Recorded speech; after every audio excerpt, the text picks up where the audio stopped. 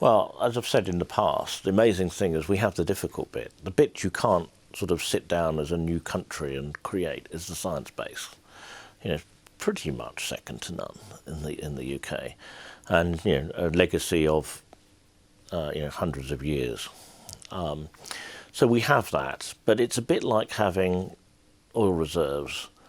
We need to get that out of the ground. We need to make it useful, and that's where there are two approaches to that. One is bringing technology to make the public services work better, and the other is commercial impact. And we have not been good at that. We're inefficient in how we get the ideas in our universities into companies. We now do have some funding for startups, which we didn't used to have. But the big problem is that we give up too early in the cycle. So what happens is our great companies, at the point where they've really got the technology straight, get acquired usually by a foreign power. So DeepMinds is central to Google's AI, which is affecting many different things. Solexa in the genetics area. The list goes on and on and on. And that's why getting the London market is very important, because what we want is we don't want those businesses sold at 400 million. We want them to get onto the London market. We want them to list at 3 billion like Darktrace, and then let's try and get them to 30 billion.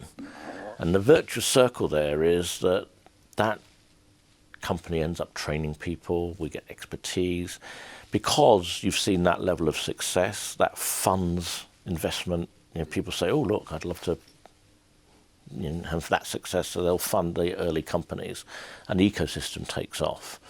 And if a FTSE fund manager has 10 fundamental technology companies in the FTSE 100, they have to know about it. If all of the companies in the FTSE 100 are non-technical, you don't need to know about it. So you've got to get this virtuous circle working. I think the listing changes are very important to doing that. I think we could look at making transfer out of universities much more efficient. And really, from a political point of view, understanding a strategy, which is, what is Britain about post-Brexit? What is it that we have?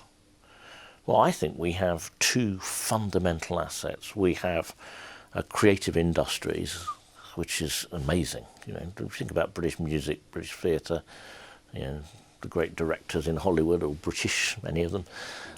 But we also have this amazing science base, and we need to understand what does it take to make that move forward. And there are things that governments can do.